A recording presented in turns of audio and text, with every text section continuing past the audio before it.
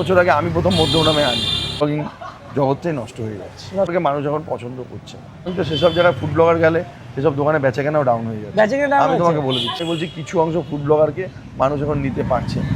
দাদা আমাকে চাকরিতে দেবে তোমার কাছে ফুড ব্লগার হিসাবে, কারণ তোমার সবাই তো চাকরিতে রাখছে, একটা না একটা থাকে সবসময় দোকানের মধ্যে, একটু বিরিয়ানি খেতে দিলে হয়ে যাবে। না না, আমি ভাই ফুড ব্লগার পুষি না। তাহলে পয়সা দিয়ে প্রমোশন করাচ্ছ নাকি? না, আমি কোনো পয়সা দিয়েও প্রমোশন করাই না। হ্যাঁ, তবে কি যারা পুরনো লোক ছিল আমি এক সময় তাদেরকে যাতায়াত পেয়ারটা দিতাম।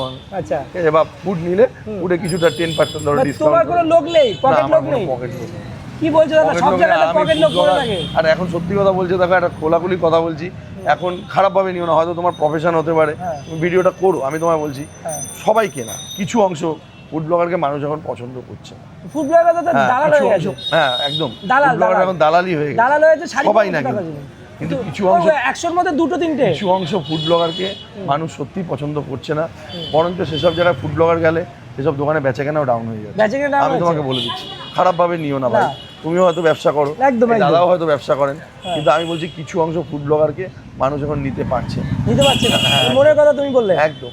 শুধু ফুড ব্লগার বলে না, কন্টেন্ট ক্রিয়েটারদের, যেমন কিছু অংশ দেখি যে মহিলারা যে অশ্লীল পোশাক আশাক করে কন্টেন্ট ক্রিয়েট করে, হয়তো আমার বলা উচিত না, তাও আমি বললাম। পয়সা ইনকাম করার কি আর কোনো রাস্তা নেই? এটাই কি মানুষের অবলম্বন পথ হতে পারে? ব্যবসা করুক, ভালো কিছু করুক, তাই না? এমনি হচ্ছে ব্যাপার। দেখো ভাই, একটা কথা তোমায় বলছি, ফুড ব্লগিং করো। ফুড ব্লগিং আজ থেকে 5 বছর আগে আমি প্রথম মধ্যমগ্রামে আনি। আমি প্রথম ফুড ব্লগারদের আনি মধ্যমগ্রামে। তুমি আনিয়েছিলে? সবার প্রথম 5-6 বছর আগে। তখন ফুড ব্লগিংটা অনেক ভদ্রস্থ ছিল, ভালো ছিল, কিন্তু এখন ছেবলে কন্ট্রোভার্সি করে ফুড ব্লগিংটা বাজে হয়ে যাচ্ছে। একদম খোলাখুলি কথা বললাম ভাই, তোমার ভিডিওর মাধ্যমে আমি এই কথাটা তুলে ধরলাম। না একদম ঠিক বলেছো। চলো, খারাপভাবে নিও না, কেউ খারাপভাবেও নেবেন না।